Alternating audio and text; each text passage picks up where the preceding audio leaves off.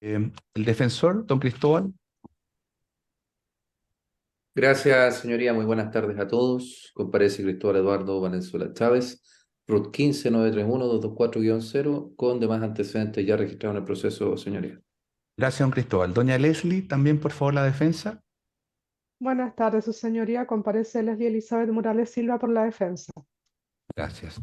Y le pido por favor al acusado que se encuentra conectado de la Unidad Penal de Arica que diga su nombre completo. Buenas tardes, su señoría. Carlos Alberto Merino González. Bien.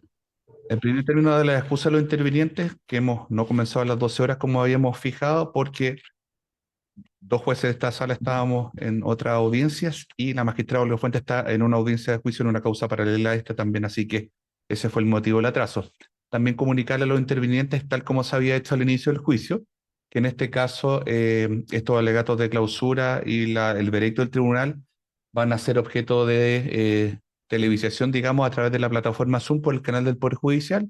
No había inconveniente al inicio de la audiencia, pero igual le pregunto a don Mauricio si tiene algún inconveniente al respecto. Ningún problema, magistrado. Don Cristóbal, ¿algún inconveniente? Ningún problema, señoría. Bien, le agradezco mucho. Bien, entonces retomando lo que decía en relación con esta audiencia de juicio, hacer presente entonces que el día de ayer había terminado la fase probatoria de este juicio con la recepción de la prueba del Ministerio Público que compartía la defensa y por lo tanto corresponde a continuación recibir los alegatos de clausura de los intervinientes, para lo cual en primer término le pregunto al señor fiscal don Mauricio Mieres cuánto tiempo requiere para ello. Magistrado, calculo que unos 20 minutos. Bien, le pedimos por favor en forma pausada el micrófono para que se pueda escuchar bien. Juan Pablo, ¿está listo? Sí. Bien, tiene la palabra don Mauricio. Gracias, magistrado. En esta instancia del juicio, estando en la clausura, la Fiscalía, en primer lugar, va a señalar que estando frente a un caso en que se juzga un delito de femicidio íntimo, es importante señalar que la consagración legislativa del femicidio tiene su origen en el repudio a las distintas formas de violencia contra la mujer y a los compromisos adquiridos a nivel internacional por Chile, al ratificar la Convención sobre la eliminación de todas las formas de discriminación contra la mujer y la Convención Interamericana para prevenir, sancionar y erradicar la violencia contra las mujeres, también conocida como Convención de Belén do Pará. En lo esencial, se establece en estas normativas el derecho de toda mujer a una vida libre de violencia, tanto en el ámbito público como en el privado, asumiendo los estados, entre otras obligaciones, la de legislar para prevenir, sancionar y erradicar la violencia contra la mujer. En la especie, el femicidio es la culminación de la violencia de género, es el extremo, es el término de la violencia sistemática a la cual ha sido sometida una mujer. Hay acuerdo, tanto en la doctrina como en la jurisprudencia, que el femicidio se configura como un delito complejo, sea que se considere pluriofensivo o con un plus del injusto que justifica su penalización, separada y agravada, debido a que, además de vulnerar el derecho a la vida, atenta también contra la igualdad material de la mujer. Este mayor disvalor se encuentra justificado por la conducta previa del sujeto activo.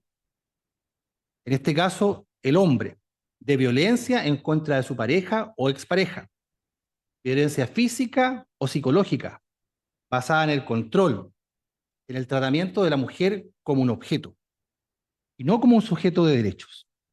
Es por ello que en la antesala de un femicidio se suele observar conductas celópatas previas de control total, de aislamiento social y familiar, de merma de la autoestima. Y acto seguido, en la eventualidad de una ruptura, se desencadenan circunstancias de acoso, de hostigamiento. que justamente en el caso del femicidio terminan con la muerte de la víctima. Estas características están presentes en este caso, señoría, según lo que más adelante señalaré en detalle. En primer término, señoría, y en lo que respecta al hecho punible, es decir, la muerte de doña Gladys Ardila como consecuencia de la intervención de una tercera persona, nosotros creemos que efectivamente la prueba de cargo, específicamente lo que se refiere a la prueba pericial del doctor don Bastián Poblete, del Servicio Médico Legal, complementado y corregido con la declaración de la perito doña Carla Aldana, teniendo además presente lo que indicó el también perito del Servicio Médico Legal, doctor don Sergio Herrera, que fue quien realizó la pericia histológica. Nosotros consideramos, señoría, que de acuerdo al análisis de estos antecedentes, se puede concluir efectivamente que en los hechos la muerte de doña Gladys Ardila es atribuible a la participación de terceras personas. Específicamente, en lo que respecta a la autopsia y ampliación de autopsia realizadas por el perito don Bastián Poblete, es importante consignar que desde un principio en el cuello se observa esta infiltración sanguínea pretraquial y prelaringia. Posteriormente, este antecedente, que fue objeto de un estudio histopatológico, es ratificado por el médico tanatólogo don Sergio Herrera. Y en su informe, que fue expuesto en el tribunal, él concluye al respecto en cuanto a estas lesiones que ya mencioné. Tejido muscular esquelético, tejido conjuntivo perioideo, lámina propia laringia y tejido fibroadiposo o peritiroideo con infiltración hemorrágica de tipo vital. Es este antecedente el que, de acuerdo a lo señalado por la perito criminalista, médico cirujano también, tanatóloga, la doctora Carla Aldana, quien presta servicio en la Policía de Investigaciones de Concepción y que realizó justamente un informe en esta causa, es lo que permite arribar a la conclusión de la perito Carla Aldana, que en definitiva lo que hizo el doctor Bastián Poblete fue solo una consideración, por así decirlo, enunciativa del estudio histopatológico, sin justamente analizarlo y traducirlo en las conclusiones de su informe de ampliación de autopsia. En definitiva, la doctora Carla Aldana concluye del análisis de los antecedentes que tuvo a la vista que justamente las lesiones que presentaba la víctima en la región peritraquial, prelaringia, con infiltrado vital, era una consecuencia de la participación de terceras personas, ya que esto corresponde, en concepto de la doctora Aldana, a signos de una compresión cervical externa.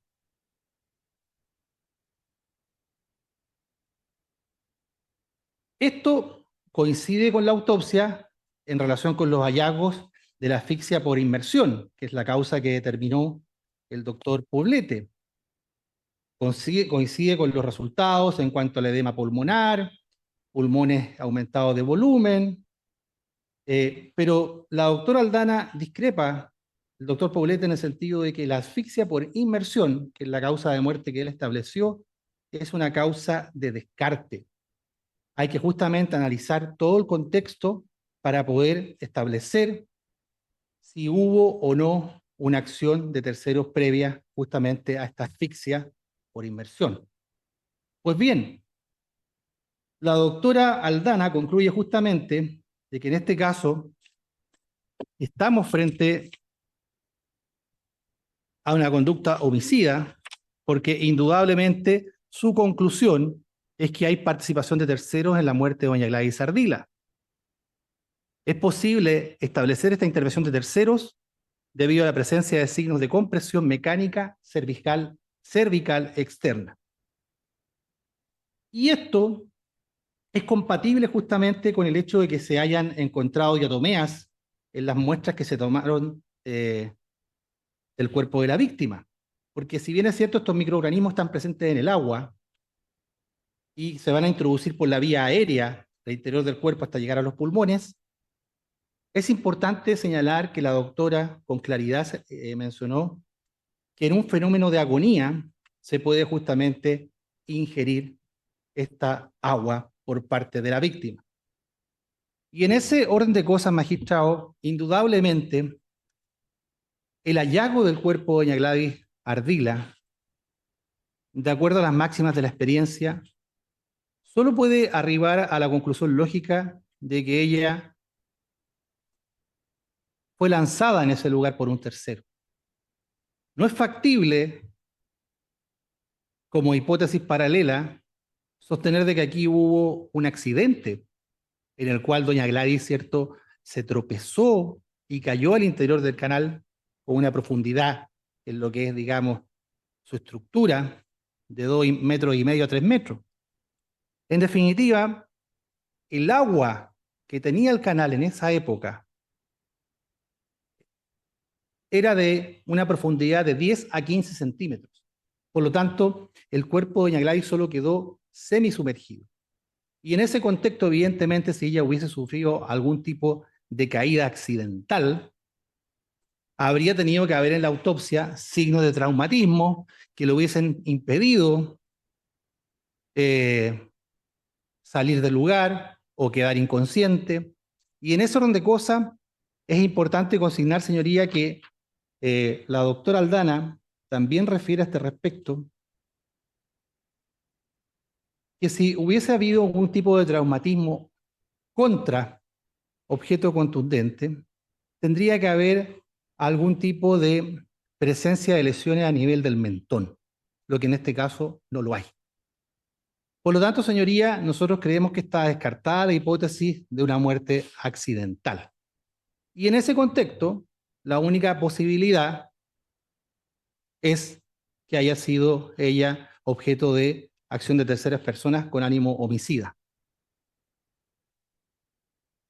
En ese orden de cosas, la explicación entonces de las diatomeas en las muestras que se tomaron es consecuencia de estos fenómenos de agonía.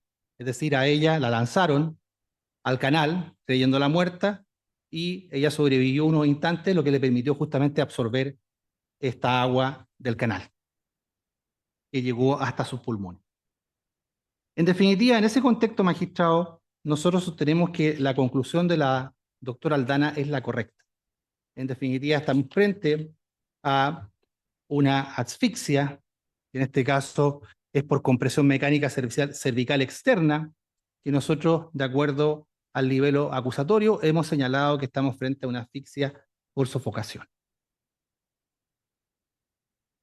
Ahora bien, entrando a la participación, señoría, nosotros, desde el principio del juicio, y tal cual también ha sido señalado por el testigo don Jorge Cartagena, estamos frente a un caso en que los antecedentes que permiten acreditar la culpabilidad del encartado don Carlos Merino González son una serie de indicios. Aquí no tenemos un testigo presencial que lo haya visto asfixiando a doña Gladys Ardila, pero sí tenemos una serie de antecedentes, señoría, que sumados dan cuenta justamente, en primer lugar, lo que la Fiscalía sostiene en su alegato de apertura, que don Carlos Merino González fue la última persona que estuvo con doña Gladys Ardila. En ese orden de cosas, señoría, es importante consignar que dentro de las declaraciones de los testigos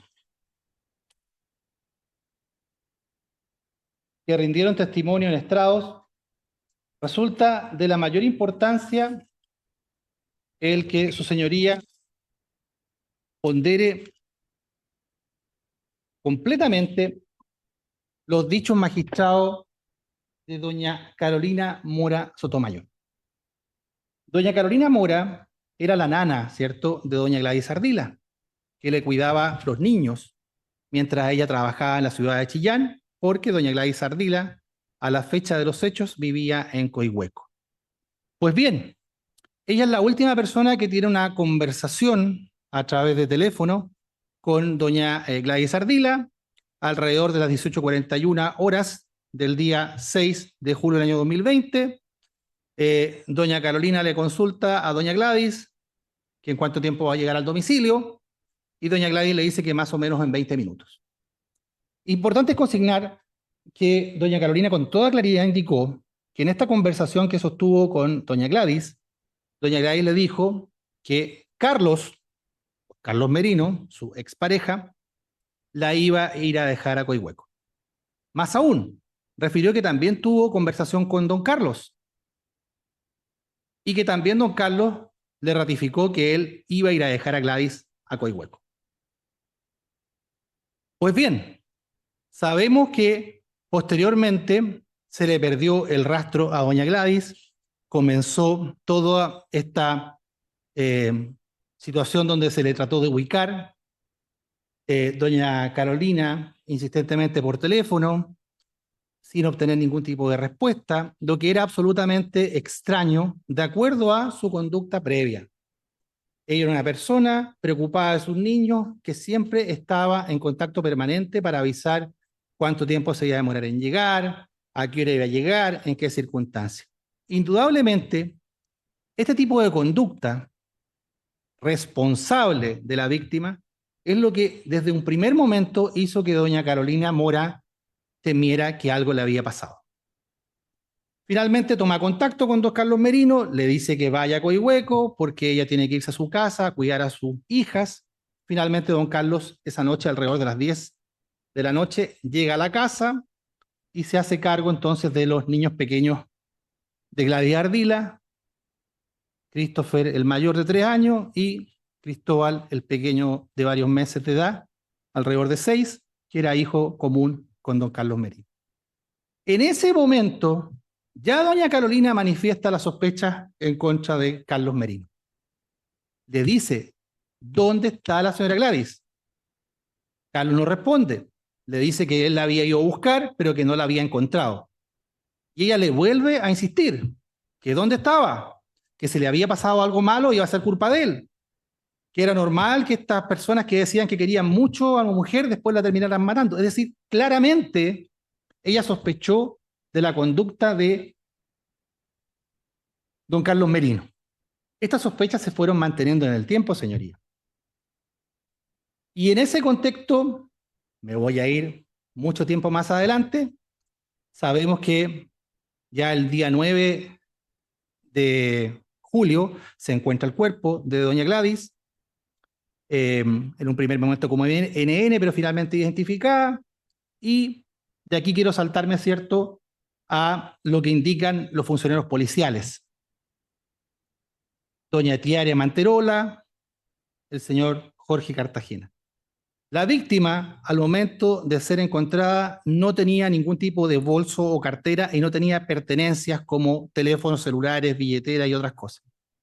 Pues bien, la señora Carolina Mora indicaba justamente que ese día había tenido contacto telefónico con la víctima y le proporciona a la PDI los números de teléfono que ella normalmente usaba. Entre estos números estaba el +569-6418-6454. Y es a ese número que, pasado varios meses, el 14 de febrero de 2021, doña Carolina, revisando sus contactos, ve que ese teléfono, que era doña Gladys, tenía una foto de perfil. Le llama la atención, sospecha de esto, va a llamar, pero de inmediato, sospechando que se podía tratar de don Carlos, decide llamar del teléfono de su pareja. Y ahí le contesta a don Carlos, ella le pregunta que por qué tiene el teléfono de doña Gladys, y él le responde no, que el teléfono era de él. La defensa ha sostenido que ese teléfono era un contrato, lo tenía con contrato el imputado, pero en definitiva lo que nosotros estamos diciendo es que ese teléfono, como los otros que usaba la víctima, desaparecieron el día de los hechos, el día que doña Gladys Ardila fue asesinada.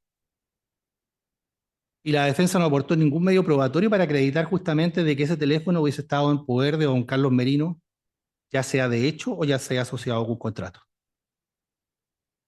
Por otra parte, señoría, las declaraciones de doña Astrid Franco, vecina de la pareja, en el sector Las Mariposas, antes que doña Gladys se fuera a vivir a Coihueco, da cuenta justamente que una mañana, escucha gritos de auxilio, es doña Gladys, a quien no conocía porque siempre estaba dentro de su casa. Finalmente, ella y otros vecinos le prestan auxilio, llegan los carabineros al lugar, proceden a la detención de don Carlos, se lo llevan detenido, justamente porque doña Gladys refiere que la había amenazado, incluso había resultado lesionada en uno de sus dedos por un cuchillo que don Carlos portaba y con el cual la había amenazado. Después de esto, don Carlos no volvió a vivir a esa casa.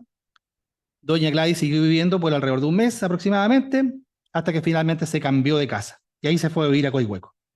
Lo importante respecto a este relato, señorías, es que doña Astrid trabó amistad con doña Gladys, y en ese contexto le explicó justamente doña Gladys los problemas de violencia intrafamiliar que tenía con don Carlos, que era celópata, que la tenía encerrada, y finalmente también le revela que ella se dedicaba al comercio sexual.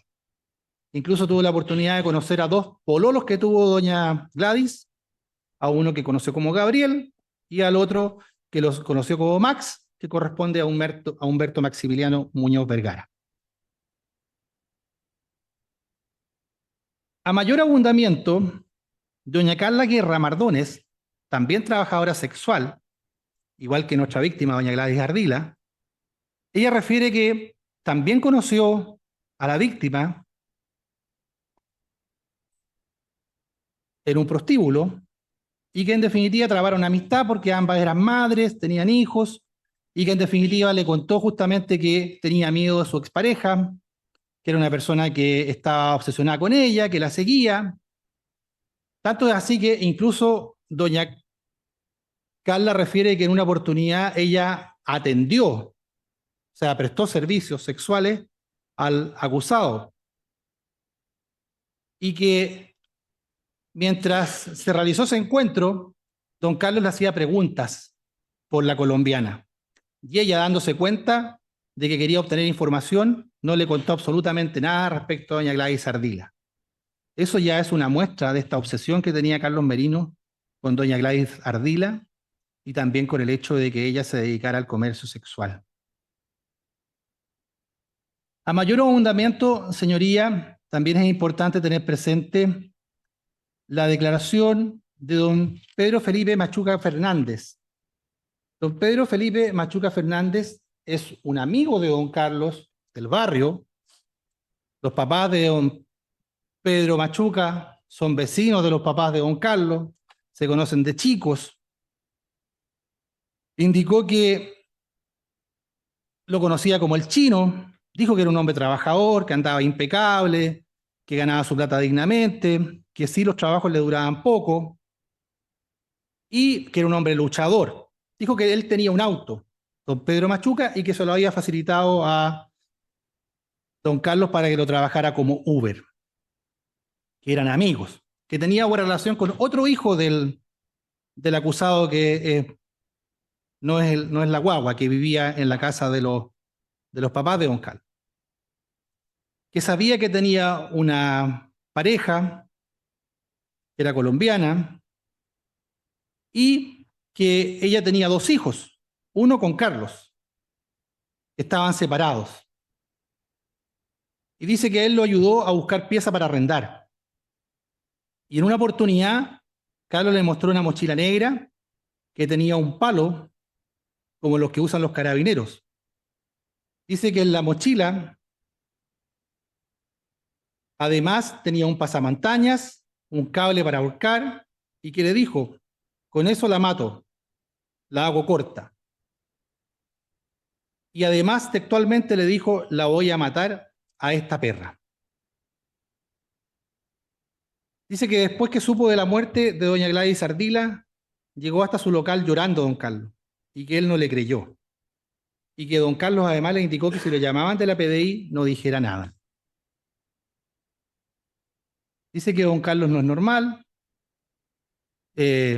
indica que se altera y esos pensamientos de matar a alguien, evidentemente a él lo hacen concluir de que él mató a doña Gladys. En otro orden de cosas, señoría, en cuanto al hecho de que don Carlos Merino fue la última persona que estuvo con doña Gladys Ardila el 6 de julio, es importante también tener presente, señoría, que hay grabaciones de seguridad en que se observa a doña Gladys en el sector del paseo, perdón, del terminal de buses La Merced, aborda un vehículo blanco de características similares a un automóvil marca Nissan, modelo Versa. El perito don Jorge Guzmán de la PDI dijo que habían similitudes entre el vehículo que se observa en los videos con el Versa, y además de eso, señoría, tenemos que existe la declaración de doña Nancy Cisterna Serrano, que es dueña de ese automóvil Nissan Versa color blanco, y se lo había arrendado días antes a don Carlos Merino.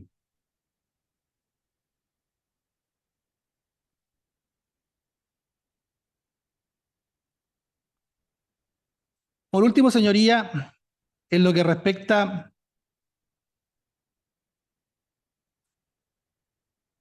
a los pololos que tenía doña Gladys Ardila, Gabriel Fernández, Humberto Maximiliano Muñoz.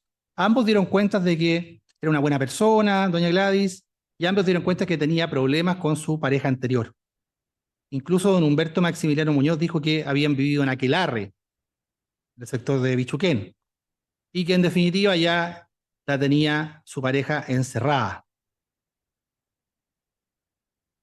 El señor Cartagena, que fue el funcionario de la PDI que estuvo a cargo de la investigación, latamente explicó al tribunal las circunstancias que lo llevaron a pensar en un principio que don Carlos Merino podía ser un testigo de esta presunta desgracia, muerte y hallazgo del cadáver de doña Gladys Ardila, para finalmente transformarse en un sujeto de interés, derechamente un imputado. Y esto fue porque justamente el acusado Carlos Merino incurrió en falsedades en sus declaraciones. En primer lugar, negó que ese día 6 de julio hubiese estado con doña Gladys Ardila alrededor de las 19 horas. Finalmente, las grabaciones de video pudieron permitir a la PDI sostener lo contrario.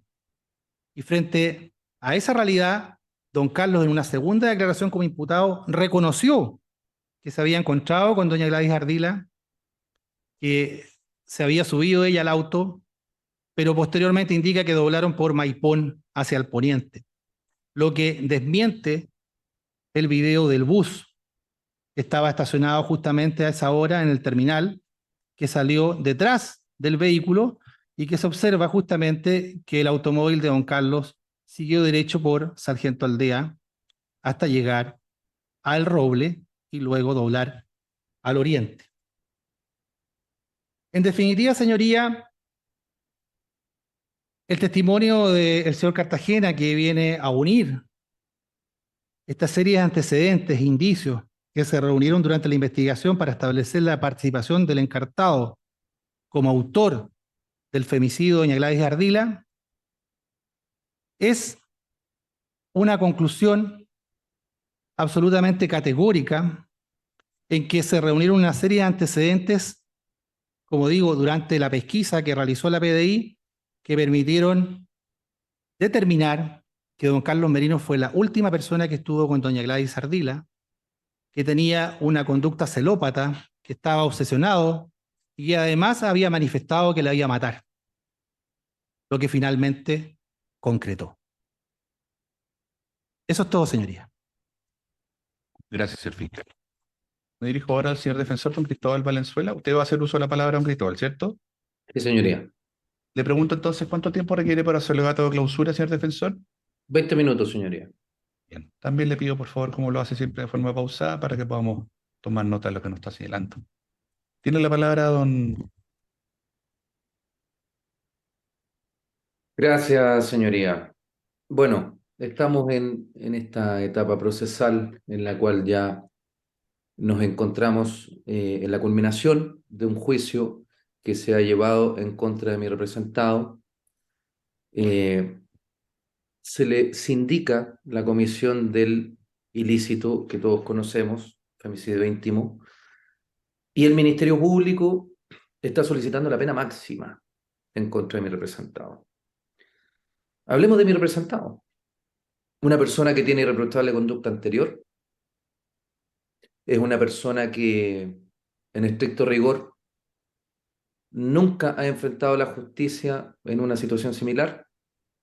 No hablamos de un delincuente, hablamos de una persona común y corriente, una persona con problemas, como todos, una persona que tiene hijos, que intenta salir adelante, que tiene problemas amorosos con doña Gladys. Eso es un hecho que está comprobado, que él tuvo una relación con la víctima, una relación amorosa de la cual nació un hijo pequeño, y que cuando toda esta situación ocurre después de ya algunos problemas que traían ellos en su relación amorosa, producto además de que la víctima ejercía la prostitución, mi representado se ve enfrentando una situación, señoría, que no sería cómoda para nadie.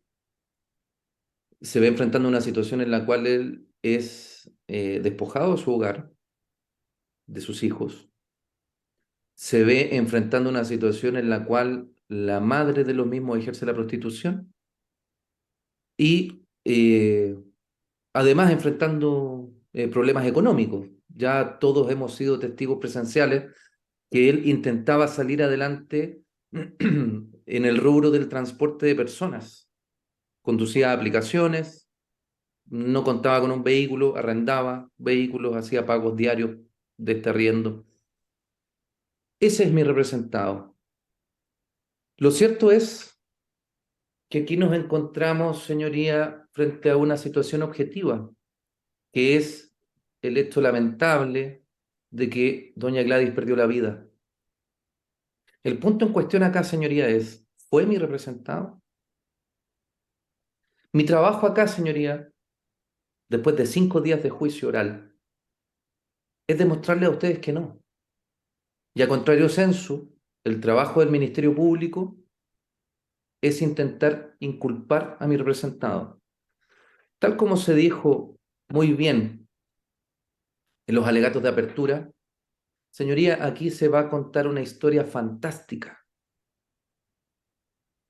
y se va a intentar crear toda una versión en contra de mi representado, y por favor pongan atención a los hechos objetivos y a los nexos de conexión entre un punto y otro. Esas fueron mis palabras en los alegatos de apertura, señoría, que ustedes muy bien recuerdan. Y ahora, nuevamente traigo a colación las mismas palabras, en las cuales podría decirles perfectamente que después de toda la prueba rendida en juicio, no se ha logrado demostrar ningún antecedente objetivamente que a lo menos nosotros pudiéramos decir si realmente hay una alta probabilidad que don Carlos le haya quitado la vida a la señora Gladys. Podría, por ejemplo, señalarles, partamos por el tema de el hallazgo del cadáver. Hay tantas contradicciones en las declaraciones de los testigos, en las declaraciones de los peritos, en las declaraciones de los funcionarios de policía de investigaciones. Por ejemplo, supuestamente la persona que iba circulando por la vía pública camino a su trabajo en bicicleta vio las piernas de la víctima que estaban en el canal. Se detuvo, llamó a la policía, llamó a carabineros, no pudo quedarse ahí, esperó 15 minutos y se retiró. Pero tenemos la presencia y la declaración del funcionario policial que llegó al lugar y que dijo: el cuerpo no se veía desde la vía pública. Tuvimos que descender y recorrer el canal para dar con el cuerpo. Ahí encontramos la primera inconsistencia. Podemos hablar además del peritaje. Aquí tenemos dos médicos. Uno, que fue quien examinó el cadáver y que después de muchos análisis, en los cuales incluso transcurrieron meses entre uno y otro, llegó a la conclusión de que la causa de muerte es indeterminada. No estamos hablando de un primerizo, no estamos hablando de un facultativo particular por ahí, o un peritaje que la defensa haya aportado. No, señor. Estamos hablando de ni más ni menos que un facultativo del propio Servicio Médico Legal que revisó el cadáver y que tuvo todos los elementos en consideración para arribar a esas conclusiones. Si bien es cierto, dijo que no descarta la participación de terceros, tampoco lo puede asegurar. No lo puede asegurar, porque la causa es indeterminada. A su vez, el Ministerio Público, en conocimiento de esta situación, y quiero hacer una pausa acá, en esa instancia, en esa etapa procesal, el juez de garantía de la época decretó la libertad de mi representado, porque no habían antecedentes suficientes. Entonces, ¿qué es lo que hace el Ministerio Público en una maniobra? Presenta a este otro facultativo que no revisa el cadáver, no lo revisa, sino más bien hace un metaperitaje, o sea, revisa la documentación de la carpeta investigativa. Y en base a ese análisis, determina que efectivamente existe participación de terceros. Ese segundo médico también declaró en el juicio, señoría. Y esta propia defensa le preguntó, si tenemos a dos médicos diciendo exactamente cosas diferentes, objetivamente, existe un 50% de probabilidades de que usted esté equivocada. Respuesta, o sea, pregunta que no supo responder. Habló de la doctrina, habló de la maniobra que efectuó y el procedimiento de análisis, pero objetivamente, señoría, tenemos un 50% de probabilidades de que esta segunda facultativa que no revisó el cadáver esté equivocada. Eso es algo objetivo. En cuanto a la declaración de testigos, señoría, tenemos ciertas personas que fueron testigos de ciertas cosas, si nosotros quisiéramos clasificar, y tenemos otro grupo de testigos que vinieron a declarar, pero ellos más bien escucharon cosas más bien de Gladys. No vieron nada, no escucharon nada, sino vinieron aquí a repetir la versión de Gladys, que mi representado era celópata, que la perseguía. O sea, objetivamente, circunstancia en la cual mi representado, si bien es cierto, la intentó buscar y dar con ella, y vimos videos en los cuales mi representado se presentó en el lugar donde esta mujer ejercía la prostitución, buscándola. Se vio incluso en la pantalla del teléfono la cara de ella y se contextualizó. Pero más bien lo que intentaba mi representado es obtener antecedentes para recuperar el cuidado personal de su hijo, que es lo que se ha sostenido en todo momento por parte de esta defensa. Él intentaba obtener información de Gladys para demostrarle a la justicia de que ella efectivamente estaba ejerciendo la prostitución. ¿Qué es lo que cuenta Gladys? Él me persigue, él es celópata. ¿Qué es lo que repiten estas personas? Lo que dijo Gladys. Lo cierto es que si nosotros analizamos las declaraciones de las personas que efectivamente vieron o escucharon algo, tenemos a dos.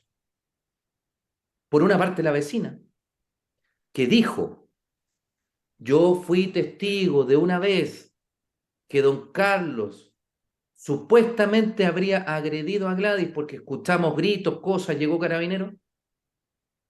y que Gladys resultó con una lesión en su mano y que después de que llegó Carabineros y se llevó a don Carlos, ella se quedó tomando tecito en la casa. Señoría, nosotros, todos que somos abogados y sobre todo ustedes que son jueces, sabemos que eso no funciona así. A la víctima la llevan a constatar lesiones. Por lo tanto, ya pierde valor objetivo esa declaración. Uno ya comienza a cuestionarse ciertas cosas. Por otro lado, ¿quién es el otro testigo presencial que alguna vez vio algo y escuchó algo? La persona que trabajaba con don Carlos y que dijo, don Carlos la trataba con guante blanco. Él no es una persona agresiva, todo lo contrario, yo fui testigo de una vez que ella lo llamó, ella era muy agresivo, ella lo insultaba. Se dijo por parte del Ministerio Público, señoría, que mi representado habría llegado al prostíbulo de manera agresiva, qué sé yo.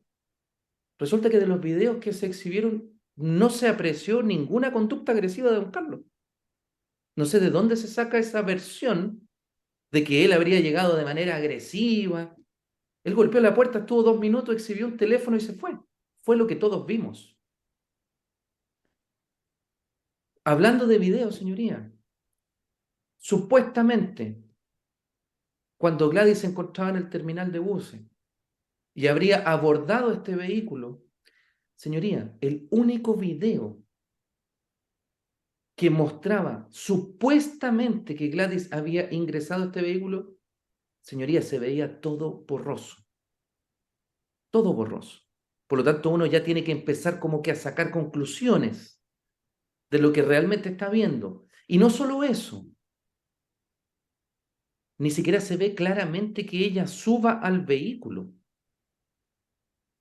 porque ella se para por un costado del vehículo y se pierde de la imagen. Pudo haber cruzado, pudo haber ingresado al vehículo que estaba delante. Y ahí ya se abre la paleta de posibilidades. Por lo tanto, objetivamente, señoría, aquí tenemos que comenzar a creerle cada uno de los elementos al Ministerio Público para encontrarle lógica a esta historia que el fiscal nos cuenta. Porque de los antecedentes que tenemos a la vista no hemos visto nada, valga la redundancia. Nada objetivo, así como por último para decir, en este video se ve claramente que Gladys subió a este vehículo. No. El señor Cartagena, que fue quien dirigió la investigación, señoría, dejó de manifiesto que él perdió la objetividad en la investigación desde el momento que no le creyó a don Carlos. Y eso todos nos dimos cuenta. Perdió la objetividad en la investigación. ¿Y cómo lo podemos demostrar? Señoría, ¿se realizó alguna diligencia de investigación respecto de los 2 pololos que tenía Gladys? No. ¿Se realizó alguna diligencia de investigación respecto de las líneas telefónicas? No. Si bien es cierto, esta defensa no aportó antecedentes para demostrar que mi representado era el dueño de esa línea, de un punto de vista legal y procesal, la carga de la prueba es del Ministerio Público. Y el Ministerio Público no presentó ningún documento que dé crédito que esa línea era de Gladys. Podríamos perfectamente invertir las cosas. Y nada aportó el Ministerio Público en ese orden de cosas. Bien sabemos de un punto de vista lógico que una cosa es ser titular y otra cosa es ser el usuario de la línea. Se deja ver en esta historia del Ministerio Público como que casi que mi representado se hubiera hecho del aparato telefónico, porque se dijo, el cuerpo se encontró sin ninguna especie y meses después, don Carlos tenía... Pero así también, nuevamente, se nos abren tantas posibilidades. Señoría, todos sabemos, es tan fácil como ir a la compañía y pedir un nuevo chip si yo soy el dueño de una línea. Es así de simple. ¿Cómo podemos entonces armar una historia en contra de una persona en base a estas conclusiones tan débiles? Porque se dice, ¿se le encontró a él el teléfono? No, no se le encontró el teléfono. Él contestó una llamada desde esa línea telefónica, de la cual era el titular. La defensa no lo probó. El Ministerio Público tampoco probó lo contrario, y la carga de la prueba es del Ministerio Público. Ella supuestamente subió al vehículo, que era un Nissan Versa. Señoría, el señor Cartagena dice que a él le gustan los vehículos y por eso le tenemos que creer que era un Nissan Versa. Perdón, pero acá hubo un perito experto que no pudo demostrar que este vehículo era un Nissan Versa. Porque así como puede ser un Nissan Versa, puede no ser un Nissan Versa. No se ve en las grabaciones ni siquiera si es un hombre o una mujer quien iba conduciendo. No se aprecia la patente del vehículo. El vehículo supuestamente tenía GPS. Señoría, ese GPS ni siquiera hacía seguimiento en tiempo real. Se dejó muy claro que tenía un sistema que era un chip como un teléfono celular que estaba en el vehículo y que cuando la persona llamaba, marcaba la ubicación específica del minuto. Eso nada dice, nada prueba. Ni siquiera se logró demostrar de que mi representado había transitado por algún lugar cercano al cual encontraron el cadáver, señoría. O sea, aquí estamos en base a muchos supuestos. Caminamos un poco en la historia del fiscal y vamos encontrando en cada esquina una bifurcación de distintas posibilidades. Y hay que creerle a él para seguir caminando por esta historia. Lo cierto es, señoría, que no podemos quitarle la libertad a una persona, y menos de esta manera en base a supuestos. Una persona que no se ha logrado demostrar que tuvo algún grado de participación en esto. El señor Cartagena dice, don Carlos estaba muy nervioso cuando llegamos al domicilio. Pero ¿quién no, señoría? ¿Quién no? Si se ve en una situación que Gladys desaparece, si llega la policía de investigación y él mismo dice que cuando llega estaba vuelto loco con la guagua en brazos, dándole leche. ¿Quién no estaría vuelto loco en una situación así, señoría? Nervioso. Ahora, de la declaración del señor Machuca, quien dijo que le habría propuesto a él matar a Gladys. Señoría, esa declaración a ojos de la defensa carece de sentido. Ni siquiera tuvo un comportamiento propio de una declaración en un tribunal. Una persona con un comportamiento totalmente errático, hablando incluso con garabatos, señalando que le había propuesto a él matar a Gladys. ¿Por qué no denunció? Yo se lo pregunté, ¿por qué usted no denunció? ¿Por qué no denunció eso? Cualquier persona normal habría denunciado algo así. Y primero dice que a él no le consta y después lo garantiza. Entonces, señoría, objetivamente, no tenemos nada en contra de mi representado. Si se revisa la carpeta investigativa, mi representado se sometió voluntariamente a una toma de muestra de ADN y se muestra en la carpeta investigativa que no hay ningún elemento en el cuerpo de la víctima, de mi representado. No hay nada. Mi representado, claro que ha colaborado con esta investigación, podría cuestionarse incluso, entonces, ¿por qué él hizo uso a su derecho de guardar silencio? Señoría, yo le respondo esa pregunta. Yo le pedí que haga uso a su derecho de guardar silencio. ¿Y sabe por qué? Porque estamos hablando de la libertad de mi representado. 40 años, señoría, le está pidiendo el Ministerio Público. Yo no lo voy a exponer a mi representado a que el fiscal deje entrever, o así como yo estoy haciendo ahora, él empiece a armar conclusiones y logre alguna duda razonable en ustedes. No puedo exponer a mi representado a una situación tan técnica como esta. Esto es un trabajo técnico, señoría. Mi representado está muerto de miedo con el destino de su vida, de lo que va a pasar ahora, porque él es inocente. Si hubiese sido una persona que efectivamente hubiera premeditado todo lo que estamos hablando según la historia del Ministerio Público, ¿no era más lógico huir por ahí, arrancar? O sea, empecemos a contar historias como lo cuenta el Ministerio Público. Perfectamente mi representado podría haber arrancado, no presentarse voluntariamente, no someterse voluntariamente a una toma de muestra de ADN, etcétera, etcétera. Objetivamente, señoría, mi representado es inocente y el Ministerio Público, después de estos 5 días, no ha logrado demostrar absolutamente nada. Solo vino a contar una historia aquí. Es por esa razón que vamos a solicitar la absolución de mi representado por falta de participación en el delito. Muchas gracias. Gracias, señor defensor. Señor fiscal, ¿vale a realizar réplica? ¿Va a replicar? Solo conclusiones, por favor. Sí, señoría. No, en relación con lo que señala el señor defensor en cuanto a que el peritaje de la doctora Aldana, la fiscalía lo habría obtenido entre gallo y medianoche, una vez que el Tribunal de Garantía había rechazado la prisión preventiva del encartado. Ello es absolutamente falso, señoría. El peritaje de la doctora Aldana es de abril del año 2022 y se formalizó cargo al encartado justamente en base a ese informe el 31 de mayo de 2022. Lo cierto es que el juzgado de garantía no dio la prisión preventiva, se apeló y la Corte sí la decretó. Ahora bien, respecto a esto de que son solo dichos de la Fiscalía, magistrado, efectivamente nosotros hacemos un análisis y repetimos las versiones que nos dan los testigos, pero fundamental en este caso creemos, que es lo que dice el señor Machuca, entonces que el imputado ya había manifestado que quería matar a doña Gladys y que la iba a ahorcar, y lo que dice doña Carolina Mora, que el día que desaparece doña Gladys, ella recibe información de la propia Gladys Ardila de que se iba a Coihueco con don Carlos, y que también se comunica con don Carlos y don Carlos le ratifica que ella va a dejar a Gladys a Coihueco. Y por eso que posteriormente, cuando llega en la noche de don Carlos, doña Carolina lo enfrenta, le dice, ¿dónde está la señora Gladys?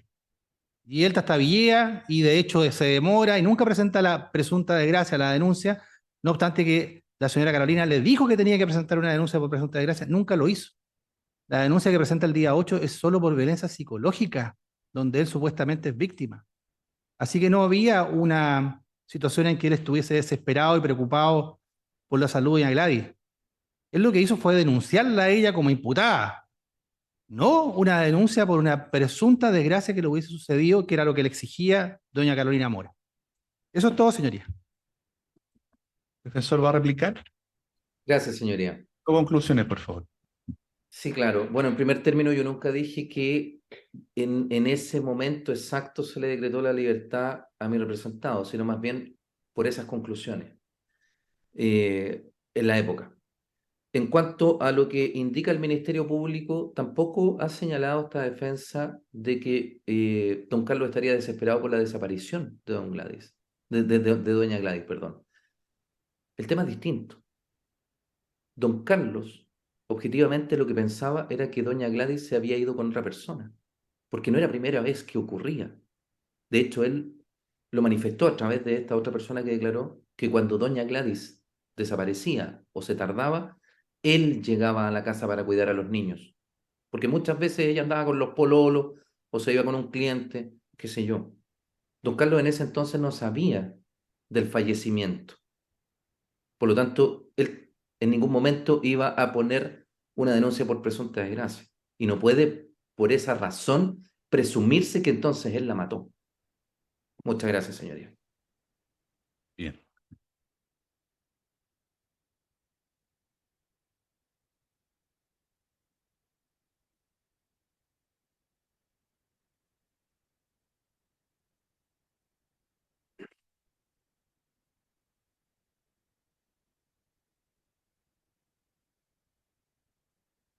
Bien. Habiendo recibido los alegatos de clausura, sí, de clausura, me dirijo ahora al acusado Carlos Merino González. Yo le señalé al inicio del juicio cuáles eran sus derechos. Entre ellos estaba su derecho a guardar silencio y usted se acogió a ese derecho. Ahora, al final del juicio, yo también le había advertido que le iba a hacer la misma pregunta, es decir, si desea guardar silencio o si desea decir algunas palabras finales al final de esta audiencia. ¿Don Cristóbal está conversado o quieren conversar con don Carlos respecto a esta pregunta? Ya está conversado, señoría, gracias. Entonces, señor acusado, ¿usted quiere hacer uso de la palabra y decir algunas palabras o quiere guardar silencio? Sí, su señoría, yo solamente quiero aclarar un par de puntos. Primero, yo no reconozco la declaración que firmé en la PBI